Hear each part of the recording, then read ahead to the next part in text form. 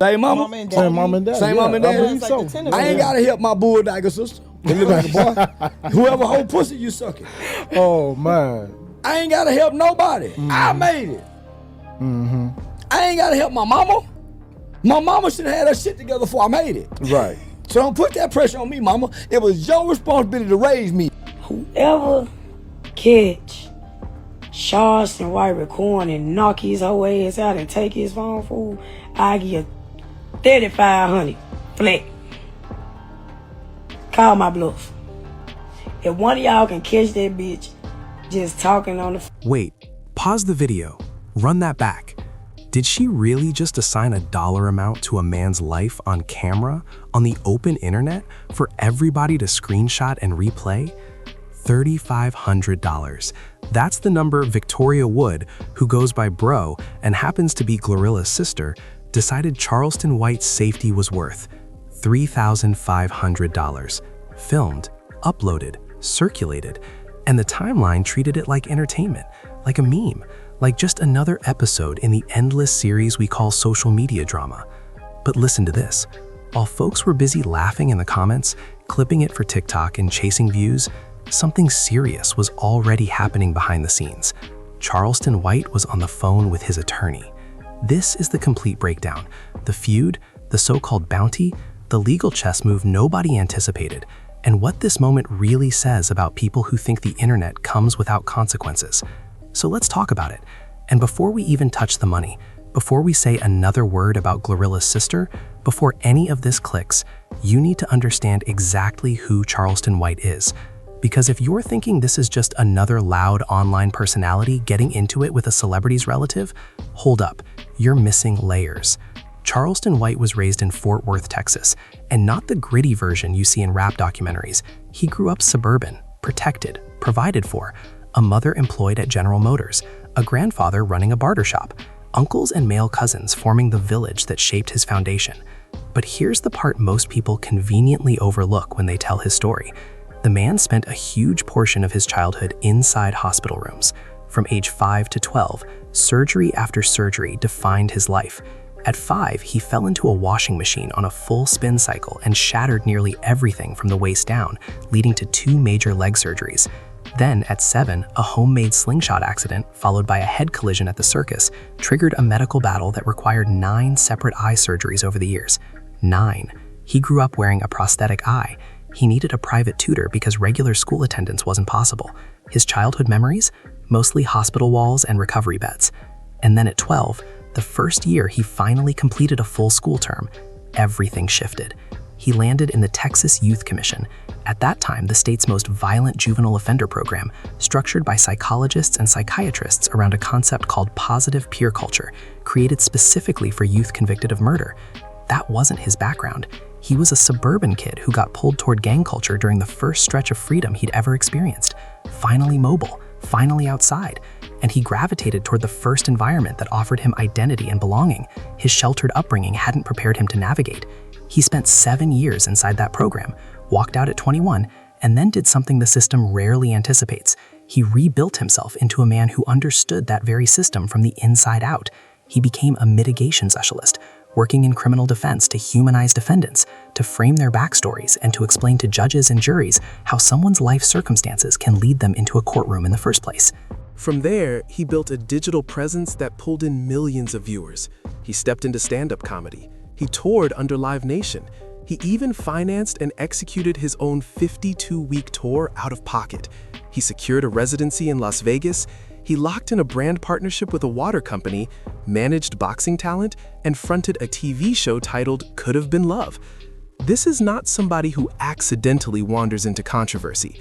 This is a man who has studied consequences for decades, legal, social, even spiritual. So when someone slapped a price on his head and assumed he would fold or just rant on live and move on, listen to this. They completely miscalculated. Now let's rewind to the real starting point, because none of this began with a threat. It began with a podcast, a conversation, an opinion. Charleston appeared on Talks with AJ, a smaller Miami-based platform. And during that sit-down, the host brought up a topic that was already buzzing online. GloRilla's sister had publicly criticized GloRilla for allegedly making it big and not putting the family on. The host asked Charleston directly for his thoughts. Here's what he said, word for word. "I think they have sisters. That's them. They got 2 different mamas." The host corrected him. "Same mom and dad." And then Charleston said, "Same mom and dad. And I ain't gotta help my bulldozer sister. Whoever newbie you're sucking, I ain't gotta help nobody. I made it. I ain't gotta help my mama. My mama should have had her soap together before I made it, right? So don't put that pressure on me, mama. It was your responsibility to raise me, not for me to grow up and take care of you." Now hold up. Before we run with emotion, let's call it what it was. That was a commentary on what people call the black tax. This expectation that when one person from a black family reaches success, they automatically become financially responsible for everyone else. Charleston was challenging that pressure, using GloRilla's family drama as a springboard for a larger debate about duty, entitlement, and where obligation actually ends. Was it blunt? No question. Was it guaranteed to offend some people? Absolutely. But it was commentary. It wasn't a targeted attack on GloRilla's career. It wasn't aimed directly at Victoria Wood. It wasn't a threat. It wasn't an invitation to fight. It was an opinion shared during a podcast, coming from a man who had just spent the prior half hour explaining how he bought his mother a house, purchased his sister a car straight off the showroom floor, and made sure his entire family was straight before spending real money on himself. "I could have had mansions," he said.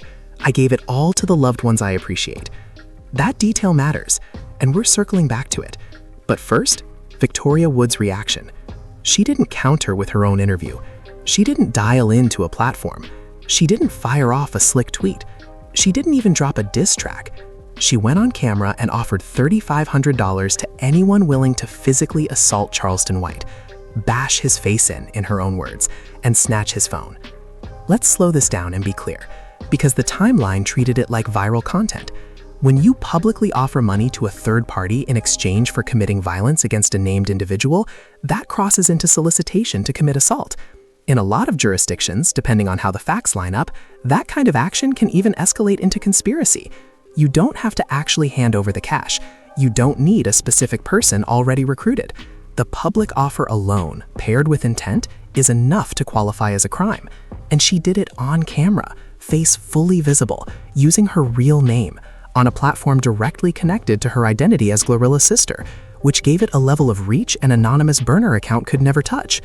The internet? Absolute chaos. Some people were laughing like it was peak comedy. Others were calling her reckless. A few were genuinely hyped, asking who was about to go collect the money. The comments were moving fast. The clips spread everywhere. And here's the twist.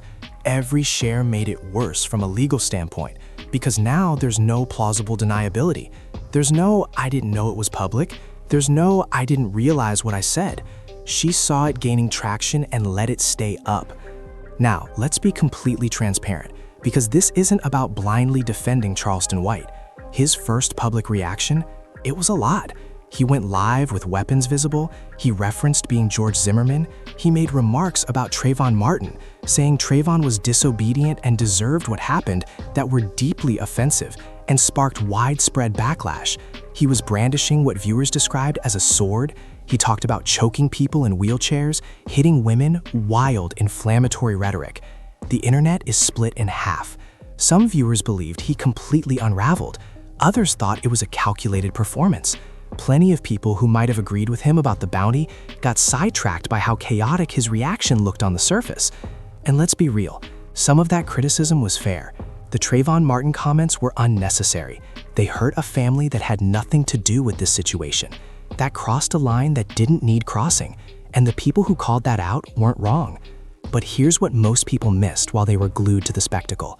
While the cameras were rolling and the outrage was trending, behind the curtain, Charleston was building paperwork.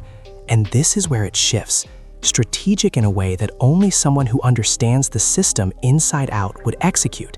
At the same time the public noise was peaking, Charleston White was on the phone with his agency, his attorney, and the Miami Police Department. He filed an official police report. He received a report number. The state attorney's office was informed, and according to Charleston's own recounting, when investigators reviewed Victoria Wood's video, when they sat down and listened to a named individual being targeted with a paid offer for violence, The reaction from law enforcement was immediate and serious. Then Charleston went back on camera, not to escalate, not to threaten, not to turn it into a street war, but to deliver a statement that sounded deliberate, almost rehearsed for documentation. He repeated it 4 times, slow and clear, like it had been vetted.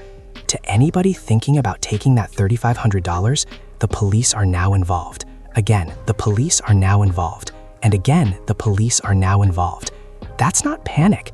That's a man who understands that every word captured on camera can double as evidence in a courtroom. He made it clear, on record, that law enforcement had been contacted, that this had crossed into criminal territory, and that anybody trying to collect that $3,500 wouldn't be stepping into a random street altercation. They'd be stepping into a premeditated, fully documented assault case with an active police report already attached to their name. He even said it plainly. I don't know what made Funky Monkey think I wasn't going to put 911 on her. Now listen closely. This is where GloRilla may have made the move that legally sealed the situation. After the police report was filed, after Charleston publicly repeated that authorities were involved, after it was widely known that potential charges were on the table, she uploaded another video. And in that second clip, she confirmed the bounty was still active. Charleston's reply? 5 sharp words. You just convicted yourself. And from a legal lens, he's not exaggerating. Because at that point, she couldn't lean on, I didn't know, or I was just emotional, or I was venting. She had been made aware that her actions potentially qualified as criminal conduct, and she doubled down anyway, on camera. That second video doesn't just reinforce the original allegation in court. It speaks to intent, to willfulness, to someone who understood the risk and chose to restate the offer regardless. That's a very different conversation before a judge than, I posted something dumb while I was upset. Charleston made it clear he intended to press charges and show up for every court date. And for anyone assuming this is bluffing, remember, on the Talks with AJ podcast, he openly described himself as having been a snitch since childhood, saying honesty was wired into him and that lying felt cowardly. His entire brand is built on saying exactly what he means, even when it costs him opportunities. He's lost 13 or 14 bookings after controversial interviews. His agency has had to contain backlash. His platform has taken hits, and he kept moving. This isn't somebody who files a report for clout and quietly retracts it later. Now, rewind to that same podcast for a moment, because there's a detail buried in that interview that makes this whole situation almost tragically poetic. In the very conversation where Charleston gave his take on GloRilla's family dynamics, the same interview GloRilla seemingly interpreted as a personal attack, he also said this. When asked about the so-called black tax and whether he supports his own relatives, he stated, I bought my mom a house, car off the showroom floor, sister a car, cousin a car, son a car, dog. I went and bought everybody everything before I gave myself anything. I could have had mansions, at least 2 or 3. I gave it all to the loved ones I appreciate. That was self-rewarding. That felt like buying a wraith. So the man accused of being anti-family loyalty, the one with a bounty on his head, is the same man who publicly detailed pouring his earnings into his family before keeping a dime for himself. He wasn't arguing against helping your people.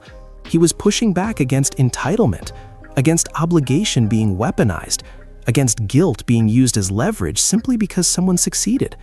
And GloRilla, upset that GloRilla allegedly wasn't doing enough for the family, responded by attempting to crowdsource violence against him.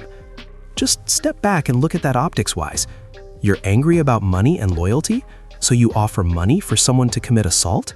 And now felony charges might be on the horizon? That irony? The culture's going to unpack that for a long time. To really grasp why Charleston chose the legal route, the calculated statements, the documented warnings, the casual Starbucks stroll in Cleveland like nothing happened, you have to understand his mindset.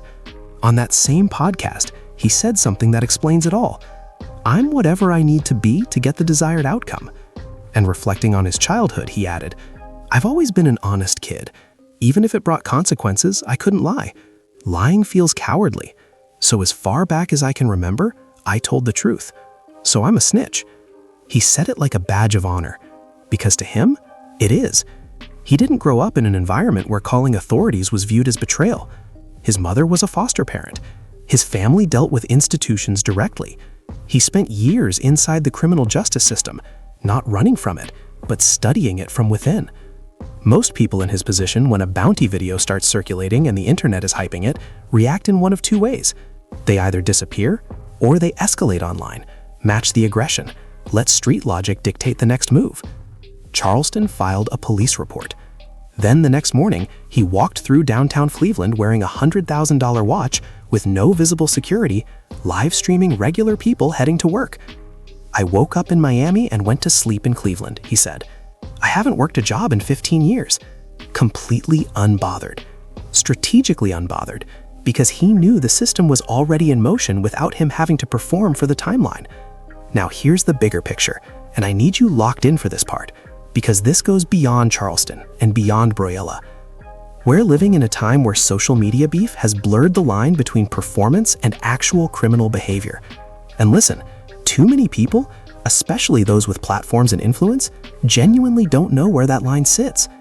Putting a bounty on someone is not clout. It's not a spicy take. It's not content. It's a crime.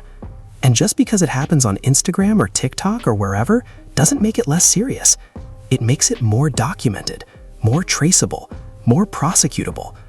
The same algorithm that pushed GloRilla's video across timelines is the same digital trail that placed it in front of a detective at the Miami Police Department, who, according to Charleston, reacted with a stunned, "Oh." Just "Oh." Because when you strip away the emojis in the comments and you translate it into legal terminology, what was described fits textbook solicitation to commit assault with robbery. And that's the message Charleston White has repeated in different forms throughout his entire career.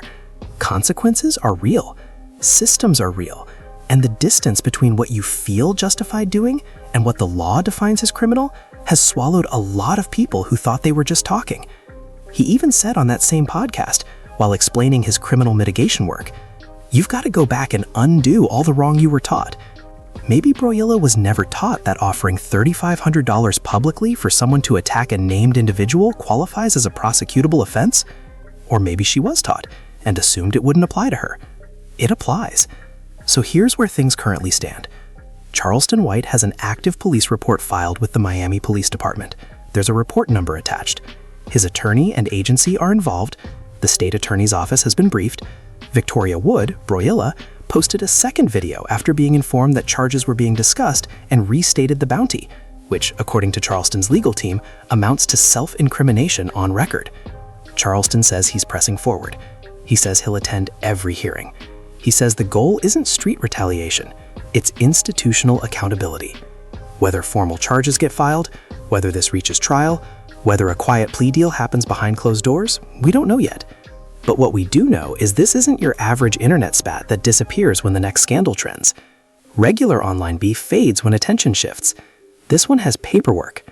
And for anybody watching who thinks about posting a similar joke, whether it's a bounty, a threat, or a "I got money for whoever handles this" comment you think is harmless, understand something clearly. The internet never forgets. Law enforcement has adapted to the internet. And sometimes the person you're targeting knows exactly how to deliver that footage straight into the hands of people whose job is to act on it.